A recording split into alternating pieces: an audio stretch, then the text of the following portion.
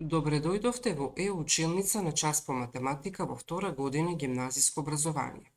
Јас сум Драјкица Петкова, професор во Средното општинско училиште Јосиф Јосифовски во Гевгелие и ќе ви ја презентирам наставната единица плоштина и волумен на цилиндар.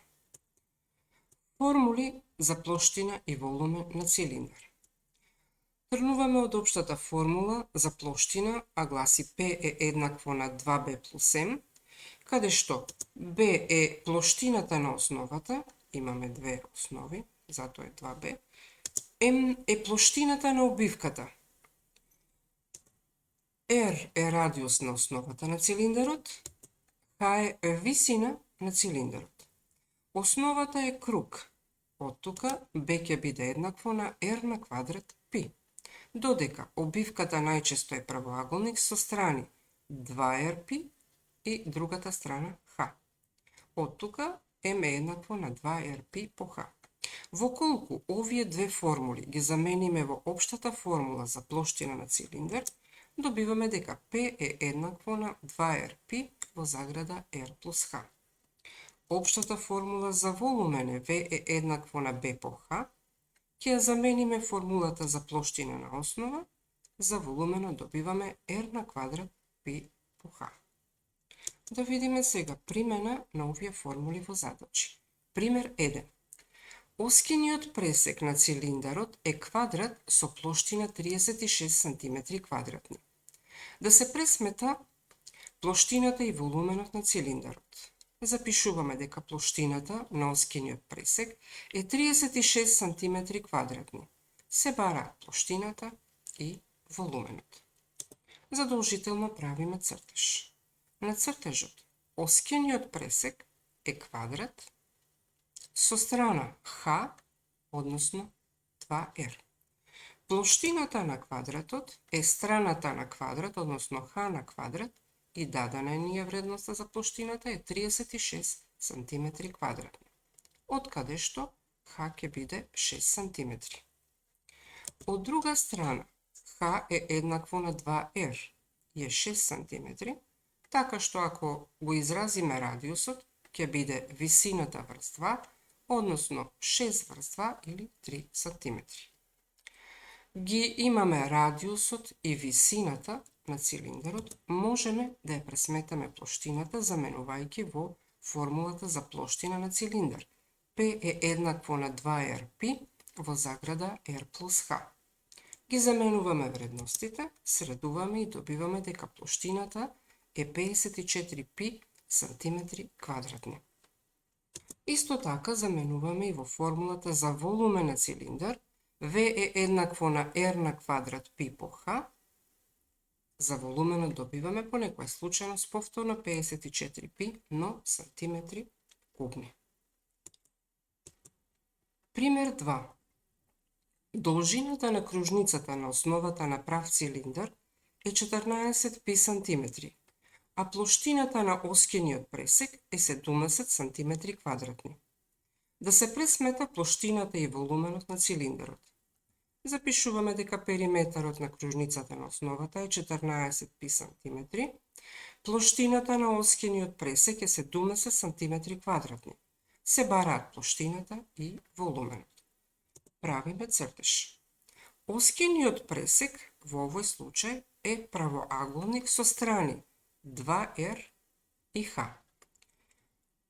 Должината на кружната линија на основата, тоа е периметар на кружница, и е еднаков на 14π см, додека по формула е 2Rπ, од каде што го изразуваме радиусот на кружницата и добиваме дека е 7 см. Од другиот податок, дека плоштината на оскиниот пресек е едната страна, тоа е 2R, по другата страна, тоа е Х, и дека изнесува 17 см квадратни, можеме во ова равенство вредноста за радиусот да ја замениме и да ја најдеме вредноста на висината Х, а тоа е Х е еднакво на 5 см. Штом се одредени радиусот на основата, висината на цилиндарот, можеме да пресметаме плоштина, заменувајќи ги вредностите, и добиваме дека плоштината на овој цилиндар е 168π сантиметри квадратни. заменуваме и во формулата за волумен, така што за волуменот после пресметките добиваме дека е 245 пи сантиметри кубни. Пример 3. Од дрвена греда, долга 2 метра, со форма на правилна четиристранна призма, со рап на основата 20 сантиметри, треба да се направи греда во форма на цилиндар и при тоа да има најмал отпад на материјалот. Да се пресмета волуменот на цилиндричната греда и волуменот на отпадниот материјал. И тука приложуваме цртеж. Имаме греда која има форма на правилна четиристранна призма со основа рап 20 см и висина 2 метри. Најпрво, двете мерни единици треба да бидат усогласени. Еве, на пример, 20 см претворено во метри е 0,2 метри. Значи, основниот рап е еднаков на 0,2 метри.